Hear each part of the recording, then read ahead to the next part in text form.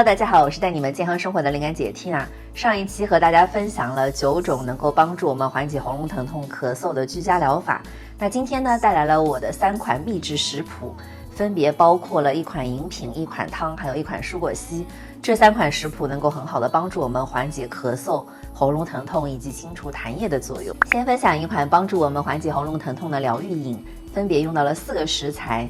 一个是柠檬，有很好的维他命 C 的来源。这个柠檬啊，一般大家是挤制的，但是如果你想要得到更浓缩的这个精华，我是把整个丢进破壁机里面，然后打成这种碎屑的样子，这样它就更集中一点。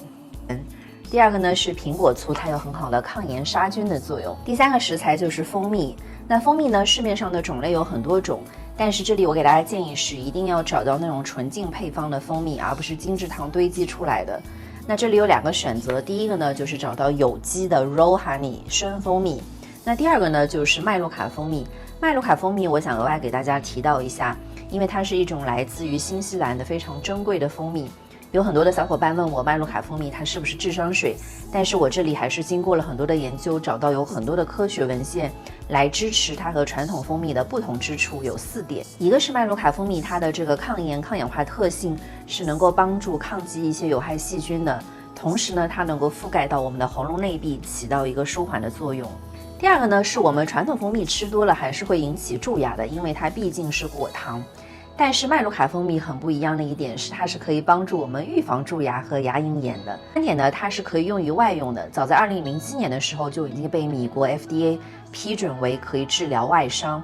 那同时呢，它可以应对像烧伤啊、溃疡啊，包括还有一些感染等等。第4点是它对于我们消化和肠胃有很好的缓解作用，尤其是应对炎症性的肠病，比如说像肠易激综合症就有很好的辅助作用。第4个食材是生姜，对于我们的喉咙疼痛也有很好的抗炎缓解作用。那我自己呢还会额外加入的是姜黄，可以用到新鲜的姜黄或者是姜黄粉，它跟生姜是完全不一样的食材。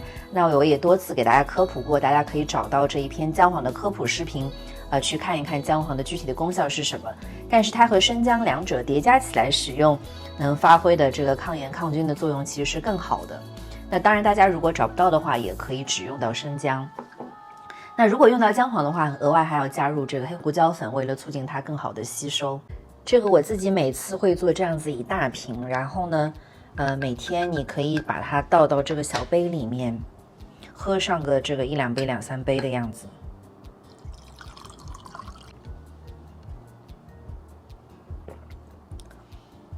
其实口感还是挺不错的。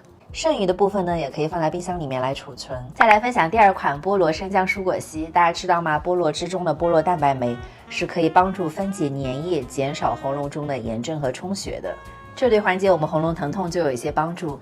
而且呢，菠萝蛋白酶它本身就有抗病毒的特性，所以对于感染引起的喉咙疼痛就有很好的舒缓作用。的食材有1杯菠萝，然后呢几片生姜，还会加入一些新鲜的姜黄，或者是大家用姜黄粉也是可以的，加入一点海盐，加入点黑胡椒，再来加入1个柠檬。液体部分呢，大家可以选择水或者是椰子水，然后也可以用杏仁奶。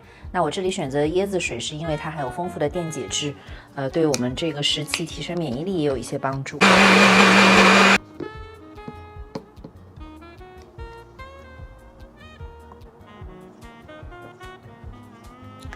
这款蔬果昔还是非常好喝的。最后和你们分享1款柠檬蔬菜热汤。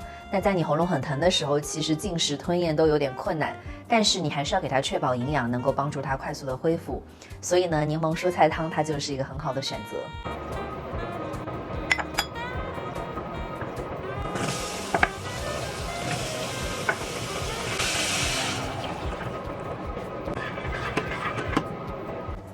再来加入1个柠檬，加一点香菜。那这里我会加入一点味增，因为味增本身是有咸味的，所以呢也是可以取代盐的。如果你觉得不够咸的话，再加点盐。那味增本身就是很好的这个益生菌，所以提升我们的免疫力也有很大的帮助。这汤这样子煮完，大家就可以直接喝了。但是如果你想要再增加一点蛋白质和这个谷物的话，我自己呢还会加入一点点这个煮好的藜麦，或者大家也可以加入一些这个面条，然后蛋白质呢，大家可以这个用豆子，比如说像鹰嘴豆，或者是煮好的这个鸡胸肉，然后把它撕成这个碎，鸡肉碎，然后把它放进去，就是一份很好的这个午餐了。这3款食谱大家在这个阶段都可以尝试起来，希望能够帮助你们早点康复。我们下期见。